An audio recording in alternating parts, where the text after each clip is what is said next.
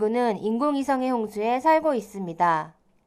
1957년 첫 인공위성이 발사된 이후 60여 년간 전 세계에서 발사된 인공위성은 8,836기에 달합니다. 더군다나 최근에 엄청난 속도로 늘고 있는데 최근 3년간 발사된 인공위성만 1295기에 이를 정도입니다. 하지만 현재까지 한국의 위성 운용수는 주요국에 크게 미치지 못하고 있는데 그 수를 비교해보면 미국 2097기, 러시아 1528기, 중국 445기, 일본 186기, 한국은 31기로 9위입니다. 이런 상황에 현재 운용 중인 위성보다 배 이상 많은 위성이 수년 안에 발사될 것으로 보입니다. 전 세계는 현재 위성 인터넷망을 구축하기 위한 경쟁이 치열한데 그 선두에는 미국 우주개발 기업 스페이스X가 진행하는 스타링크 사업이 있습니다. 이 회사는 작년 5월과 11월 로켓 1회 발사로 위성 60기씩 배치에 이어 올 1월 7일에도 추가로 60기를 발사했습니다. 이 소형 위성은 한국통신위성 무궁화 7호의 무게보다 15분의 1이 적은 227kg에 불과합니다. 더군다나 올해는 2, 3주마다 60개씩 쏘아 올려 총 1,500개가 넘는 위성을 배치할 계획을 밝히고 있습니다. 이로써 당장 올해부터 미국과 캐나다 등 일부 북미 지역에 위성 인터넷 서비스를 시작할 것으로 보입니다. 또한 스페이스X는 2020년대 중반까지 스타링크 위성 12,000기를 쏘아 올릴 계획을 가지고 있고 추가 3만기 발사 승인까지 요청한 상태입니다. 이렇게 되면 전 세계에 초고속 인터넷이 보급되는 것이 시간 문제가 될 수 있습니다. 현재는 지구 면적 중 약 절반이 인터넷이 연결되어 있지 않고 70억 명 중 약 30억 명이 인터넷 서비스에 접근하지 못하고 있습니다. 또한 광 케이블을 이용하더라도 빛이 광섬유를 통과할 때 진공 상태인 우주보다 속도가 절반가량 떨어지는 단점이 있습니다. 그리고 현재처럼 고도 36,000km의 통신 위성을 사용하더라도 수백 미리초의 통신 지연이 발생하게 됩니다. 하지만 진공 상태인 550km 이하 저궤도에 소형 군지 위성들을 배치하게 되면 엄청난 속도로 저렴하게 인터넷을 이용할 수 있게 됩니다.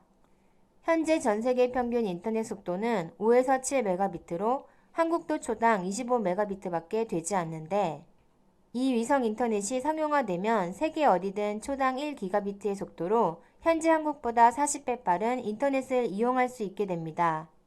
스페이스X 사업은 수익성도 뛰어난데 월스트리트 저널은 스타링크 위성 한 개당 600만 달러의 매출을 낼 것으로 보고 있습니다. 즉 2025년까지 기대하는 이득이 300억 달러에 달하는 것입니다. 이외에도 미국 아마존, 영국, 캐나다 기업이 수백에서 수천 기의 인터넷 위성 발사 계획을 세우고 있습니다. 이런 소형 위성은 설계부터 생산, 검증 방식이 전폭적으로 바뀌며 최종 조립 라인에 사람이 필요하지 않을 정도로 쉽게 생산되고 있습니다. 이 같은 글로벌 IT 기업들의 우주 인터넷 사업은 기존의 통신 사업자들과 이해가 크게 충돌할 것으로 예상됩니다. 통신비가 떨어지는 것은 물론이고 국제 로밍과 같은 통신 개념도 사라지게 될 것입니다. 현재 한국은 국토 면적이 좁아 기존 통신사가 5G망 등을 촘촘하게 연결하며 인터넷 최강국의 지위에 있지만 수천에서 수만 기의 인터넷 위성이 배치된다면 기존 통신사업자의 경쟁력은 크게 축소될 것입니다. 반면 초고속 무선 인터넷을 활용한 자율주행, AI, 증강현실, 5G 서비스 등의 사업은 빠르게 번성할 수 있습니다. 한국은 13년간 총 2조 원 가까운 돈을 투입해 저궤도 실용 위성을 발사할 수 있는 우주 발사체를 개발하고 있습니다. 아직은 미약하지만 우주위성 경쟁력에서 뒤처지지 않기를 바랍니다. 그들이 한국에 오고 싶어하는 이유 살펴보겠습니다. 중국의 상황이 걷잡을 수 없이 퍼지고 있습니다.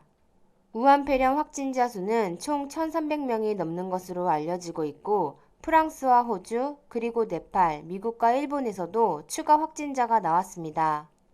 의심 환자도 2,000명에 육박하며 중국 전역에 이어 전 세계로 퍼지고 있는 현재 상황을 알 수 있습니다. 더욱이 문제가 되는 것은 공항의 발열 검사를 무용지물로 만드는 중국 관광객의 해열제 복용 후 입국입니다. 실제로 프랑스에 입국한 중국인 여성이 해열제를 먹고 공항을 통과한 후 자랑스럽게 인증샷을 올리는 경우도 발생했습니다. 한국도 의심 환자 입국을 막기 위해 열감지기 카메라보다 정확도가 높은 한 명 한 명 수동 발열 검사를 택하고 있지만 역부족입니다. 이번 설 연휴에만 중국인 13만 명이 한국을 찾을 것으로 보이고 하루 평균 3만 2천 명 정도가 입국하고 있어 긴장감을 더하고 있습니다. 중국도 현재 우한시의 모든 대중교통을 전면 중단하고 고속도로까지 폐쇄했다고 하지만 이미 춘제로 인해 우한시를 빠져나간 사람이 200만 명에서 300만 명이 넘을 것으로 보고 있습니다. 이렇게 중국 전역으로 확산되는 상황으로 인해 외국으로 빠져나가려는 수요가 급증하고 있습니다.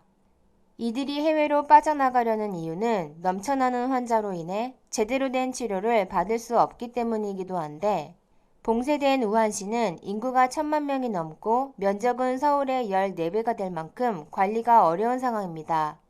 이로 인해 우한시에서는 제대로 치료를 받지 못하고 집으로 돌아가는 사람이 많다고 합니다.